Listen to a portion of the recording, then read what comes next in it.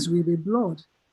So it makes a case that if we really want to evolve as Africa, we've gone and we put this plan together for, universal available, affordable broadband, hoping that by 2030, we can have about 1 billion new users.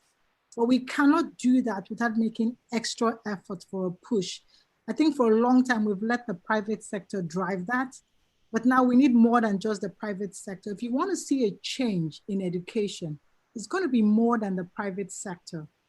Just a good example of what happened during this COVID-19. So if you speak to Nigeria, I think apart from those living in Lagos and maybe Abuja, there were very few students that could study or school online once we went into a lockdown. And that's a huge gap in that sector. 80% of students are still outside the cities. But when we don't have broadband infrastructure, there's a debt of broadband infrastructure, you can't bring those people online. So you can think about it. That is just a gap that's telling us there's work to be done. And I'm not saying it's only for the government. Of course, it's going to be private and public partnership, because the issues are just beyond, put the fund in there. We need expertise. We need solution. We need policy that is enabling. That's one of the big challenges we've had in West Africa. All of a sudden, there was a trigger and everybody was finding every operator at will. Once we continue to do that, the private sector will shy away from investing. If the policies are not enabling, like what Eleanor speaks to, if right of way becomes an issue, I know we're celebrating it, it's what's celebrated. We've got 10 states out of 36. We need more. We just don't need more. We need to also move at a faster pace. So those plans we put together, the digital economy, the broadband plan, we should make them flexible enough to adapt. That's what COVID is telling us. It's telling us we have to adapt. We have to move faster. We can't be waiting for 2020, 2022, 2023. We need to move faster in some of those plans we put together on paper. So that's just one way to look at it. Fantastic. All right. Okay, sorry. Because I wanted to say that, basic skills, there are two ways to do it. You could do top down, which is, I think, what we focus a lot in our plan. It's not about all these agencies that have to go out there trying to train people on digital skills, but there's also bottom up. So I'll tell you a story. So there was a time, this same operator I'm talking about in Ghana, we were trying to push content. So we did this, mobile TV. And, it was difficult to get uptake. I don't know how somebody came with this ingenious idea of actually localizing the content. So we took sometimes foreign content and localized it. So the voiceover for those Venezuelan movies was done in the local Twi language.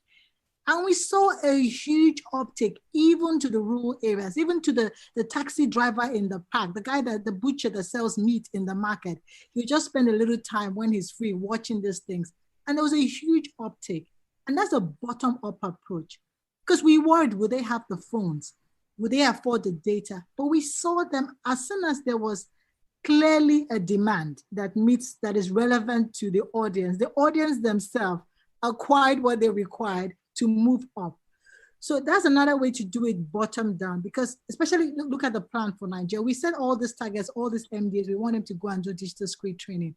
If people don't see the relevance, like what Ellen was saying, they don't take it. You can come and train me on Google, but if I don't understand, what am I going to use Google Suite for? You haven't told this trader in the village what she's going to be doing with downloading apps.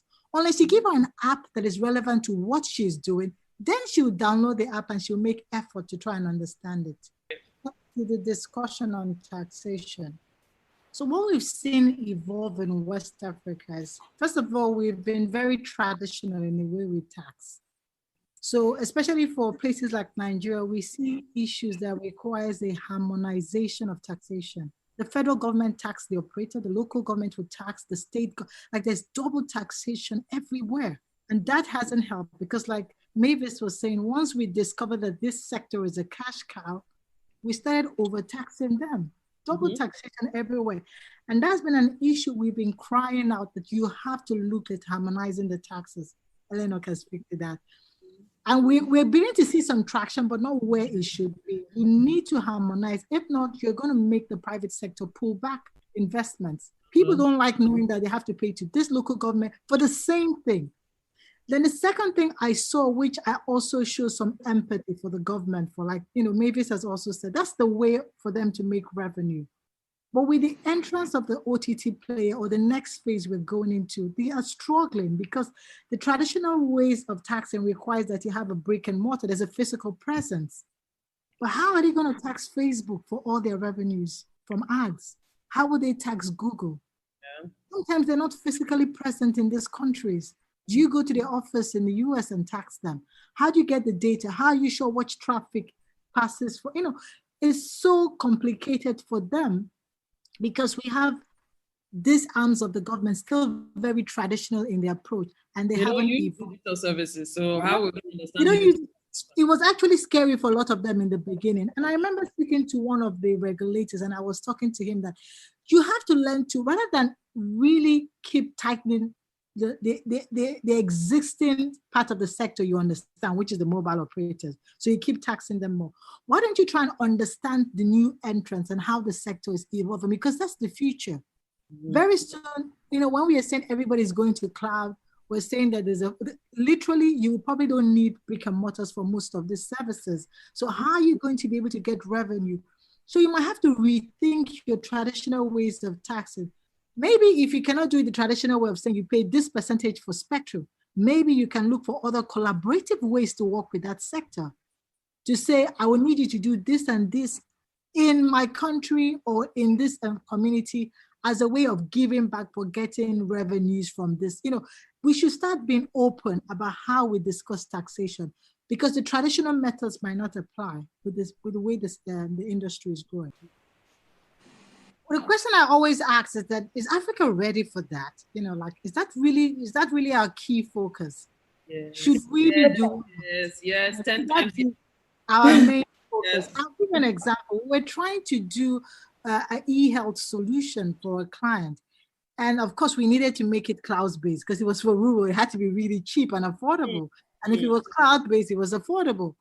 But then, of course, there was this issue of, we have to localize the content. That means we have to bring it down. We didn't have infrastructure. The cost of localizing it and getting a data center increased the pricing over how many percent. So it was no longer affordable. So, it just brings the issue back to, should we really, because I think it should evolve in Africa. We don't have to take the playbook straight as we see it in advanced countries. We don't have infrastructure. So until you put the infrastructure, you have to find a middle ground.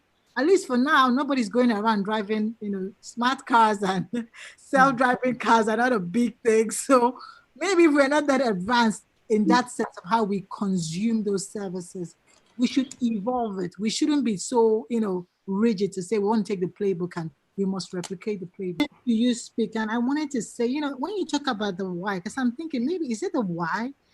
And maybe it's really the why, because we've seen that, like what you said, those innovation centers, the accelerator, we are seeing private sector actually sponsor those broadband for those places rather than, the government do that. And we know that the government can give us scale. I'm not saying the private sector shouldn't do it, but they don't give us the scale we want to see. I've heard of, very laudable projects of having innovation centers in all the local governments in Nigeria. Can you beat that? If we do have that, that make, digital, like what are we talking about? People can go to those innovation centers. They would acquire digital skills. We can have people do, remote work from there. There's all kinds of things. You could even offer digital services, e-government services from those centers. So it looks like we know what should be done. I don't know why we are not doing it, Karen, I'm reflecting on what you're saying. Yeah, no, it's not the power to do it or what. I don't know, why are we not doing it? So just speaking what Adia said, so when the original operators came, so we call them the mobile operators, they were going home with very healthy margins, and that made sense for them. Now, if you're telling a company that makes almost 30%, 40% EBITDA to go to regions where the EBITDAs would be like 10 or 15, they traditionally wouldn't see any viability in doing that. So one of the things, like Bradley is saying, is that they've shied away from investing in those places. We're looking for funds. But one interesting thing that has happened is that they're now willing to do new models. And that's what I want to speak to. If these operators are willing to go back, if the models are changed, then I think the government also needs to come to the party. Now we see the big operators willing to go back to those rural areas if they tweak it, like do like a revenue share. So risk reward